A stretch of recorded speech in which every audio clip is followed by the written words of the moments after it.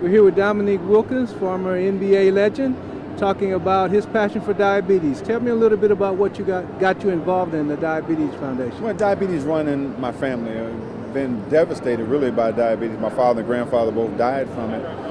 And so it became a passion for me once I found out I was a diabetic. And you know, the key is to get people physically moving, making them sure they understand that you can't sit back and wait on something good to happen. You got to take some responsibility in managing this disease, but nothing's going to manage it like diet, exercise, medication. Okay, and talk a little bit about your Diabetes Dream Team. Well, the Diabetes Dream Team, what it is people can go online to the diabetesdreamteam.com website to sign up for a sweepstakes that we're doing, a chance to sit with me and other diabetes educators about diabetes, how you manage it.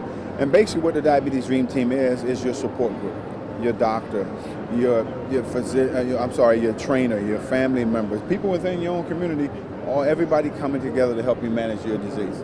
Okay, well, I appreciate your time, Thank man. you, man. My pleasure. All right. Well, how everybody doing this evening? Y'all want me to go down and come back and answer that question again? How everybody doing? Great, good. First of all, thanks for having me here once again. I think it's my second year being here at this expo. And it's always good to come back to Houston.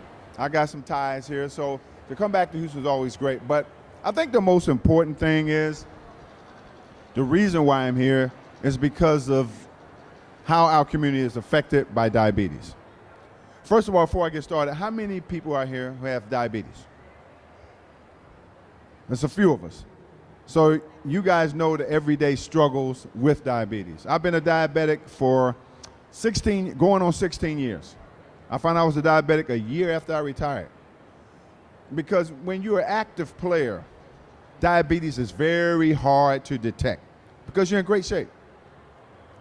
So it wasn't until I retired that I found out that I was a diabetic. And I found out the hard way because I just stopped working out.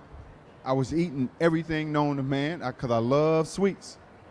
A lot of apple pies, pecan pies, and all that fried chicken, all that stuff. I kept eating it, but I wasn't training anymore. A year to the date when I retired, I found I was a diabetic. My sugar level was over 350 when I went to the doctor. And he said, if you didn't come and get a screening, when you did, you could have fell into a diabetic coma. So in hearing that news, I decided to do one thing. I'm not going to let this disease do to me what it did to my father and grandfather, who both died from diabetes, type 1 diabetes. And so I got back to doing some things I used to do. Working out, I changed my diet, and I got on medication. It's those three components working together that keeps you healthy. But the two hardest things for us to do is what? Work out, change what you eat, because we're stuck in our ways. But unfortunately, when you eat that way or you don't work out, it's going to catch up with you. It caught up with me. And I said, you know what? If I look at diabetes as an opponent, like I did with a player, I can win this thing. I can beat it. So I used that thinking and put a plan together for myself. And I lost 34 pounds in 2.5 months. Everybody's different. Everybody's different how they work out. Everybody's different how they take their medication. Everybody's different how they eat. Not saying that you can't eat your favorite foods, just not so much of it. Smaller portion. If you want a piece of apple pie, take a slice.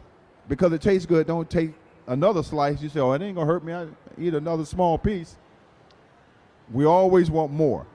But it's about self-control. If you have that self-control, this disease, and I'm telling you, it's a very easy disease to live with if you're willing to take steps.